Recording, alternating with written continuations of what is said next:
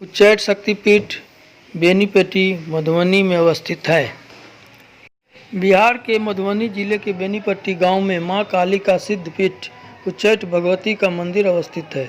इस मंदिर का ऐतिहासिक महत्व है।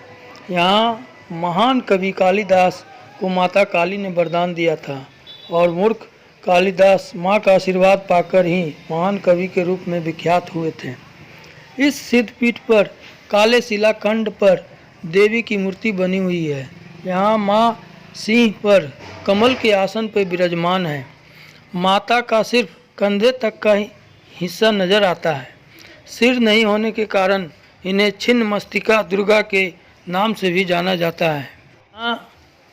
छिन्न मस्तिका माँ दुर्गा स्वयं प्रादुर्भावित हुई थी और यहाँ जो भी आता है उसकी मनोकामना अवश्य पूरी होती है।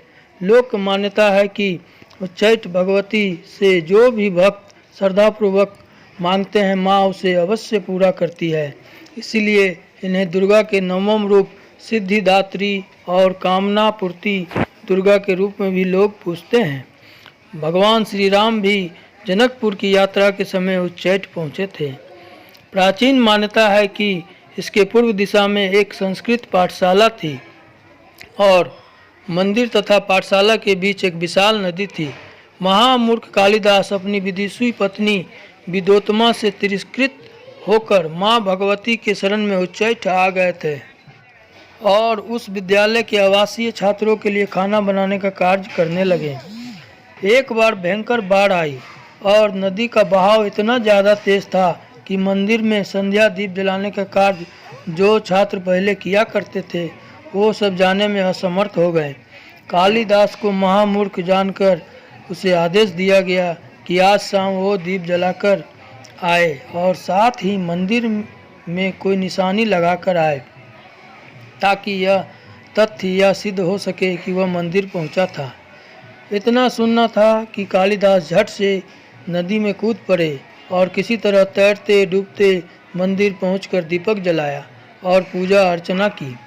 अब मंदिर में कुछ निशान लगाने की बारी थी ताकि यह सिद्ध किया जा सके कि उन्होंने दीप जलाया था। कालिदास को कुछ नहीं दिखा तो उन्होंने जले दीप के कालिक को ही हाथ पे लगा लिया और माता के चेहरे पे लगा दिया। यह देखकर माता प्रकट हो गई और बोली कि ये मूर्खता है या भक्ति, लेकिन मैं तुम्हें एक वरदान देना चाहती हूँ। कालिदास ने अपनी आप बीती माता को सुनाई कि कैसे उनकी मूर्खता के कारण पत्नी ने तिरस्कृत करके भगा दिया। इतना सुनकर देवी ने वरदान दिया कि आज सारी रात तुम जो भी पुस्तकें स्पर्श करोगे तुम्हें कंठस्थ हो जाएगा। कालिदास लौटे और सारे विद्यार्थियों के किताबों को स्पर्श कर डाला और आगे चलकर एक विद्वान कवि बने। उन्होंने अभिज्ञान शकुंतलम, कुमार संभवम, मेघदूतम आदि प्रमुख ग्रंथों की रचना की। आज भी वह नदी उस पाठशाला के अवशेष मंदिर के निकट मौजूद है। मंदिर प्रांगण में कालिदास के जीवन संबंधी चित्र चित्रांकित हैं। उच्चैठ भगवती सबकी सुनती है। भगवती दरबार से कोई निराश होकर नहीं जाते हैं। यहाँ की मिट्टी को लोग बच्चों के अक्षर आरंभ कराने के लिए ले जाते हैं। विश्वास है कि यहाँ की मिट्टी से अक्षर आरंभ कराने से संतान महाकवि कालिदास जैसा विद्वान होगा। शारदीय नवरात्र में यहाँ देश के कोने कोने से लोग पहुँचते हैं। Thank you very much. Uchchaith